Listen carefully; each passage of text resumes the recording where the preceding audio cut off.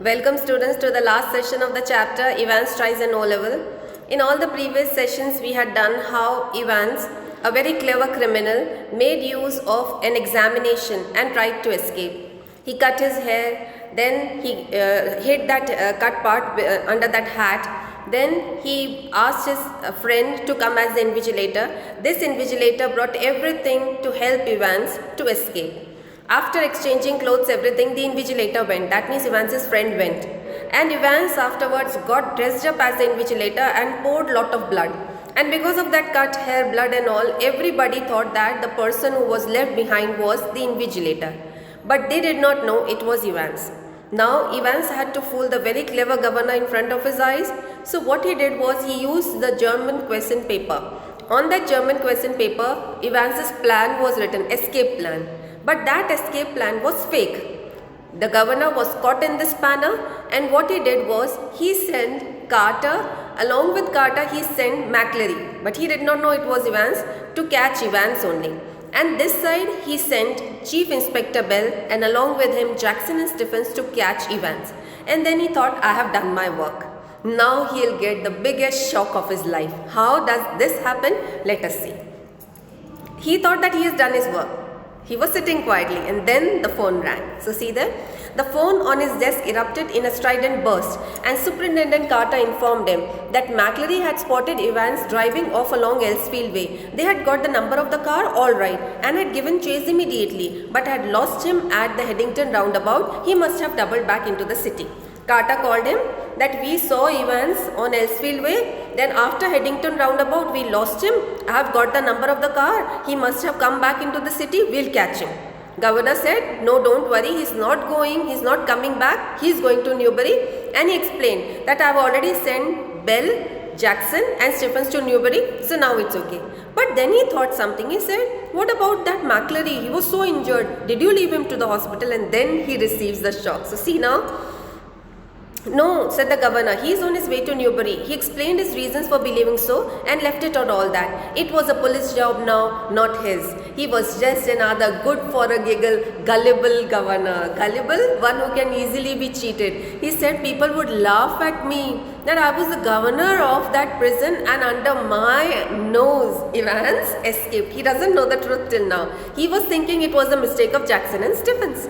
Now, by the way, Carter, I hope you managed to get McClary to the hospital all right? Yes, he's in the Radcliffe. Radcliffe is the name of the hospital. He's in the Radcliffe now, really groggy, feeling very weak. He was when we got to the examination offices and they rang to the ambulance from there. He said, I left McClary to the examination office because that was also on the Elsfield Way. This who must have suggested him? Evans himself? He said, okay, leave me at this examination office. They rang the ambulance from there and he said, okay, I'm leaving him here. And he went to his office to inform the governor. Now what happened? The governor rang the Radcliffe a few minutes later and asked for the accident department. He said, it's my duty to ask how the invigilator is. He said, McClary, you say? Yes, he's a parson. He called the receptionist. The receptionist said, I don't think there's anyone. Yes, there is. You'll find one of your ambulances picked up him from Elsfield Way about. Oh, that? Yes. We sent an ambulance? Alright. But when we got there, the fellow had gone. No one seemed to know where he was. Just vanished. Not a sign. But the governor was no longer listening. And the truth seemed to hit him with an almost physical impact somewhere in the back of his neck. The reason was he understood that the person who stayed back was Evans and the person who went out was McClary, and he got the truth and the truth was confirmed. How? A quarter of an hour later, they found the Reverend Stuart McClary securely bound and gagged in his study in Broad Street. He had been there, he said, since 8:15 a.m. when two men had called and it was clear. McClary was found gagged, bound, everything. Who had come? Evans's friend. They dressed up as the invigilator and came, and now he comes to know the truth. He comes to know it was not the mistake of Jackson and Stephens. It was his own mistake. Now let us see, students, what Evans was doing. So let us see. Will he be happy at his plan? Obviously, and he'll be thinking of his whole plan. So there's a see here. Enquiries in Newbury throughout the afternoon produced nothing at all. And by tea time, everyone in the prison knew what had happened. It had not been Evans impersonating McClary who had walked out. It had been Evans impersonating McClary who had stayed in. That means he became that McClary, not who went out, but that one who stayed back. Then the fish and the chips were delicious. It's Evans's turn now. Will he be happy? Very, very elated. So now see. The fish and the chips were delicious, and after a gentle stroll round the centre of Chipping Norton, Evans decided to return to the hotel and have an early night. A smart new hat concealed the wreckage of his closely cropped hair, and he kept it on as he walked up to the reception desk of the Golden Lion. Now you come to know that correction slip. That was the name of the hotel, the Golden Lion. It would take a good while for his hair to regain its former glories, but what the hell did that matter? He was out again, wasn't he? Because he liked wavy hair. He said, okay, my hair are cut, no problem, I'm free. Then, a bit of bad luck that when Jackson had pinched his scissors, for it had meant a long and tricky operation with his only razor blade the previous night, and that was a mistake of Jackson. You can't call it really a mistake. They had left the razor blade for him to shave, and with that blade he had cut his hair. But he had his good luck too. Just think, if Jackson had made him take his bobble hat off, phew, that really had been a close call. Still, old Jackson wasn't such a bad fellow. He was thinking of his plan. He was thinking, where did I escape and what was my good luck? One good luck was that Jackson did not force him to remove the hat. If Jackson had forced, he would have there and then known that Evans had cut his hair. Then, one of the worst things, funny really, had been the beard. He had always been allergic to sticking plaster, and even now his chin was irritatingly sore and red. I told you that moment when McClary was here, sitting like that, the reason was that beard was there. He removed that artificial beard and gave it to Evans. Then, the receptionist wasn't the same girl who had booked him in, but the change was definitely for the better. As he collected his key, he gave her his best smile, told her he wouldn't be bothering with breakfast, ordered the Daily Express, and asked for an early morning call at 6:45 a.m. Tomorrow was going to be another busy day because tomorrow he has to go out of that particular town. Now, he whistled softly to himself, and this whistling shows he was very happy. Then he whistled softly to himself as he walked up the broad stairs. He had sort of liked the idea of being dressed up as a minister, dog collar and everything. Yes, it had been a jolly good idea for McClary to wear 2 black fronts, 2 collars, and that but a top collar. Phew, it had kept on slipping off the back stud, and there had been that one panicky moment when McClary had only just got his hand up in his neck in time to stop the collar springing apart before Stephens. You remember? McClary had put one hand here, one finger was kept here in order to stop that collar from coming down, and one hand was here to stop that beard, and that's why I was just looking at the newspaper like that. Okay, then a pen stuck in, they had got that little problem worked out all right, though a pen stuck in the mouth whenever the evil eye had appeared at the peephole. Easy, but all that fiddling about under the blanket with the black front and the stud at the back of the collar, that had been far more difficult than they had even bargained for. He said everything was easy, but the toughest part was wearing that blanket, and under that blanket without looking into the mirror, putting that clerical front and everything. That, he said, was tough. Then everything else had gone beautifully smoothly though. In the car, he had found everything they had promised him: soap, water, clothes, map. Yes, the map, of course. The Ordnance Survey map of Oxfordshire. He had got some good friends, some very clever friends. Christ, Then he unlocked his bedroom door and closed it quietly behind him, and then stood frozen to the spot. He just froze because there was somebody in the room who was like a man who has just got a glimpse of the Gorgon. A Gorgon was an imaginary creature, and it had tentacles like this, and people they said that if you see that Gorgon, you turn into stone. Those who have watched that movie Clash of the Titans, the end was this only, that huge serpent turned into stone. That is Gorgon. So he, as though he had seen a Gorgon, he stood frozen because there was somebody. Who was that? Sitting on the narrow bed was the very last man in the world that Evans had expected or wanted to see. It's not worth trying anything, said the governor. Who was sitting there in the room? The governor. Did he catch Evans? Yes. But this is not the end. This is not, we will not see the victory of, if it is crime which is intelligent, we'll find Evans escaping. If we find punishment intelligent, we'll find the governor will catch Evans. So let us see the end. Here governor has caught Evans. Now let's see. It's not worth trying anything, said the governor quietly as Evans's eyes darted desperately round the room. I have got men all round the place. Well, there were only two really. He brought only two men, okay? But Evans didn't know that. He let the words sink in. Women too. Didn't you think the blonde girl in the reception was rather sweet? Because she only must have given him the keys. Then Evans was visibly shaken. He sat down slowly in the only chair the small room could offer and held his head between his hands. For several minutes there was utter silence. He was beaten and he knew it.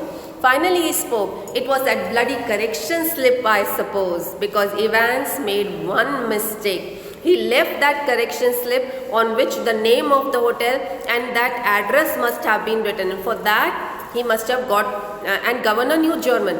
This correction slip solved three purposes. Evans's friend could know the time of the exam. Evans could know the name of the hotel. But the negative thing that happened for Evans was that the governor also came to know the name of the hotel and the address because of this. And he knew German. That was the only bad luck for Evans. Then, well, the governor failed to mask the deep satisfaction in his voice. There are a few people who know a little German. Slowly, very slowly, Evans relaxed. He was beaten and he knew it. He sat up at last and managed to smile ruefully. You know, it wasn't really a mistake, you see. We hadn't been able to fix up any hotel, but we could have worked it out some other way. No, the really important thing was for the phone to ring just before the exam finished to get everyone out of the way for a couple of minutes. So we had to know exactly when the exam started, didn't we? And like a fool, I presented you with a little piece of information on a plate. Well, somebody did. You see, sir, that correction slip killed two little birds with a single stone, didn't I? The name of the hotel for me and the exact time the exam started for he did not say who. Okay, the governor nodded. It's a pretty common word. Good job, it's pretty common, sir. Or I'd never have known where to come to, would I? Nice name though, Zum, Golden and Lovin. How did you know which golden line it was? There's hundreds of them. Same as you, Evans, index number 313, center number 271, remember? 6 figures. And if you take an ordnance survey map for Oxfordshire, you find that the 6-figure reference 313271 lands you bang in the middle of Chipping Norton. Was the governor clever? Yes, students, he was. Evans planned such a foolproof plan, we should say, sitting inside the prison. And the governor could crack it. So we know governor was clever. But will he learn from his mistakes and not make more mistakes? He has already made a line of mistakes right from the beginning. Sending the complete file to Evans, arranging a tutor for Evans, everything. But will he learn from his mistakes or he'll make another mistake? If he makes another mistake now, Evans will finally escape. So let us see. Yes, you're right. We hoped you'd run off to Newbury. We did.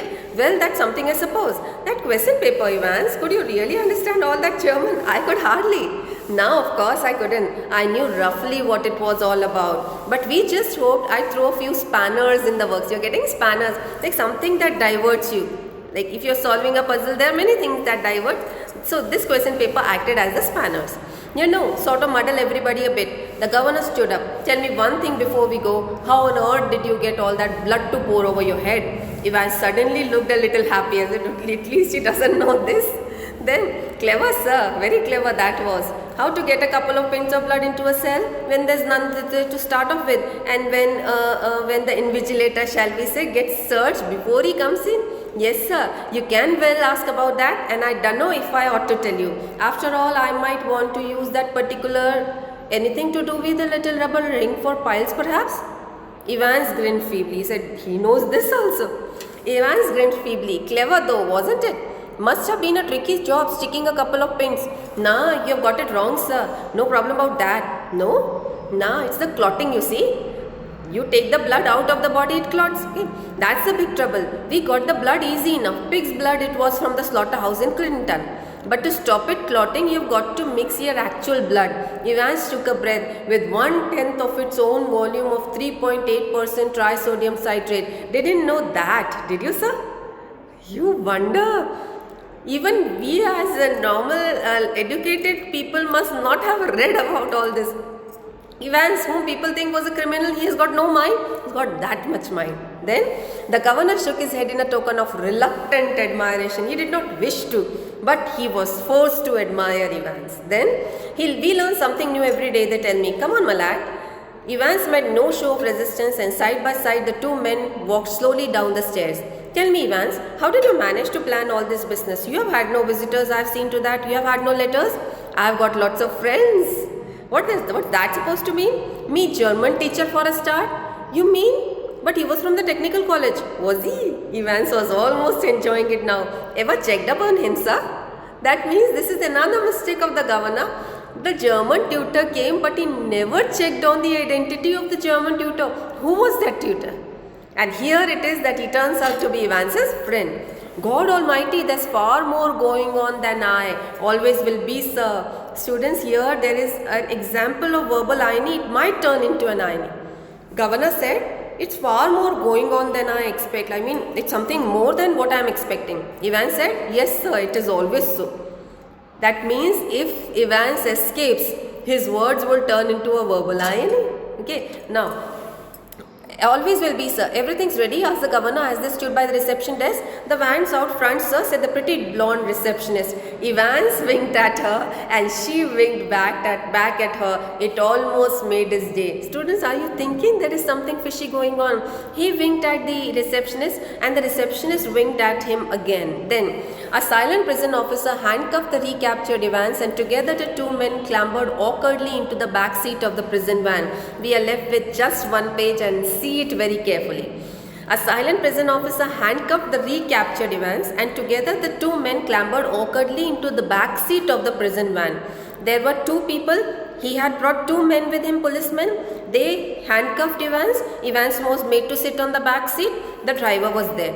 Cheers, sir. I was just wondering, I know your German's pretty good, sir. But do you know any more of these modern languages? Not very well. Why? Evans settled himself comfortably on the back seat and grinned happily. Nothing really. I just happened to notice that you've got some O-level Italian classes coming up next September. He said, I'm thinking that this is not working. Italian classes I'll appear for. Perhaps you won't be with us next September, Evans.